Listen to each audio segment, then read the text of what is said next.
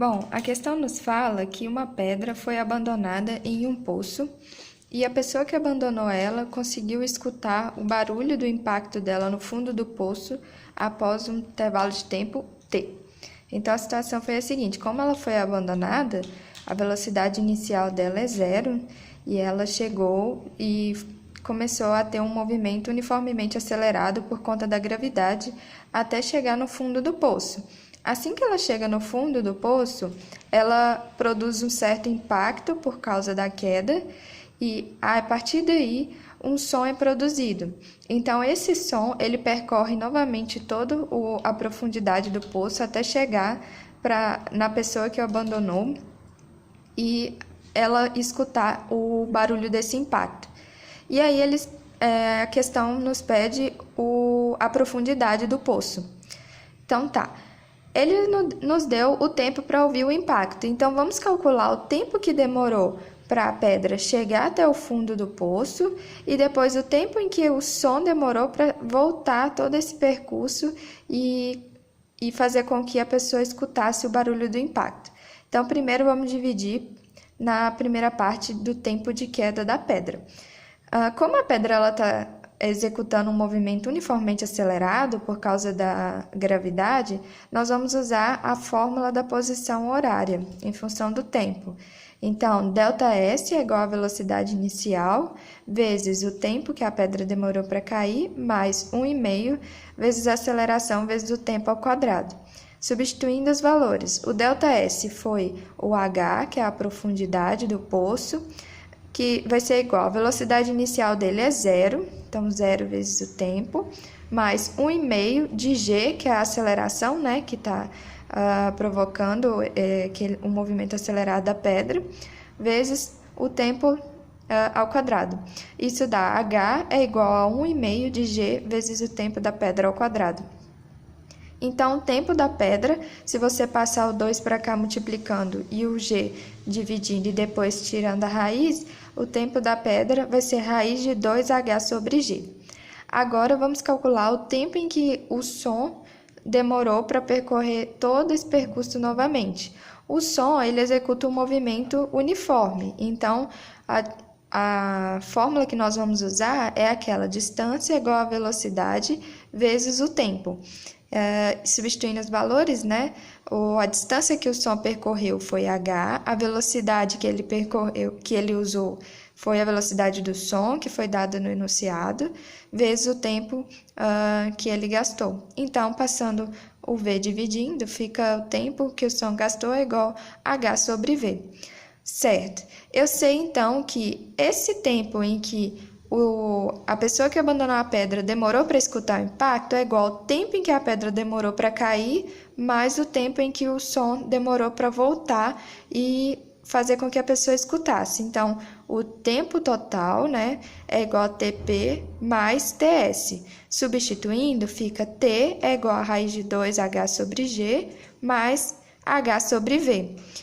Eu vou passar o H para cá, subtraindo, para que a gente eleve ao quadrado os dois lados e tire essa raiz para a gente conseguir descobrir o valor do H, que é o que o enunciado pede. Então, se eu passar o H sobre V para cá, vai ficar T menos H sobre V igual a raiz de 2H sobre G. Eu coloquei esse asterisco porque antes de elevar ao quadrado, vale ressaltar que quando a gente eleva ao quadrado uma igualdade, podem surgir raízes estranhas, raízes que não satisfazem o enunciado. Então, a gente tem que ficar bem atento. Então, coloquei aqui porque logo à frente a gente vai analisar melhor isso. Mas então tá, vamos lá, vamos elevar ao quadrado. Elevando ao quadrado dos dois lados, né, vai ficar... Agora, a primeira parte da igualdade vai ser t ao quadrado, que é o quadrado primeiro, menos 2 vezes o primeiro vezes o segundo. Então, 2 vezes o t vezes h sobre v. Vai ficar menos 2t sobre v vezes h. Mais o quadrado do segundo, que é h sobre v. Então, fica h ao quadrado sobre v ao quadrado.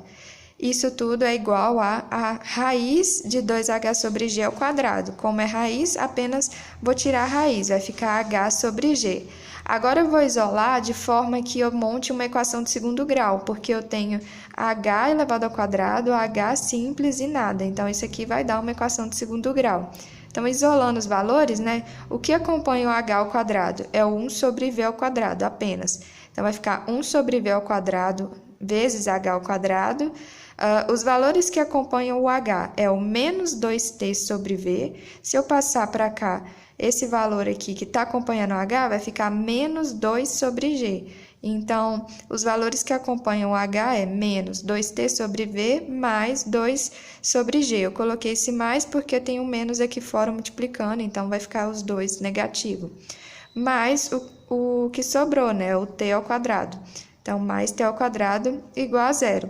Agora, eu vou tirar o delta dessa equação de segundo grau para eu encontrar as raízes e os valores de h.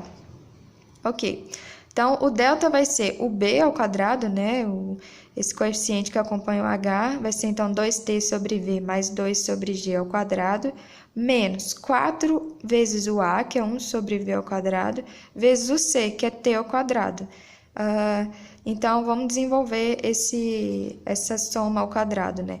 Então, esse valor ao quadrado vai ficar o quadrado do primeiro, 2t sobre v ao quadrado, dá 4t ao quadrado sobre v ao quadrado, mais 2 vezes o primeiro, então 2 vezes o primeiro vai ficar 2 vezes 2, 4t sobre v, vezes o segundo, 4 vezes 2, 8t sobre vg, igual tá aqui, mais o quadrado do segundo, que é 2 ao quadrado sobre g ao quadrado, então dá 4 sobre g ao quadrado, menos 4 vezes essa multiplicação, que vai ficar 4t ao quadrado sobre v ao quadrado. Esses valores são iguais, então a gente cancela. Eu isolei o 4, só para facilitar na hora de achar a raiz do delta.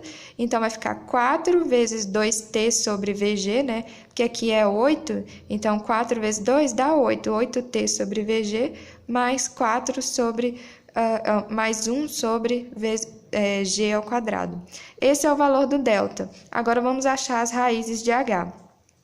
Então, ainda fazendo a equação de segundo grau, né? H vai ser igual a B menos, mais ou menos, a raiz do delta sobre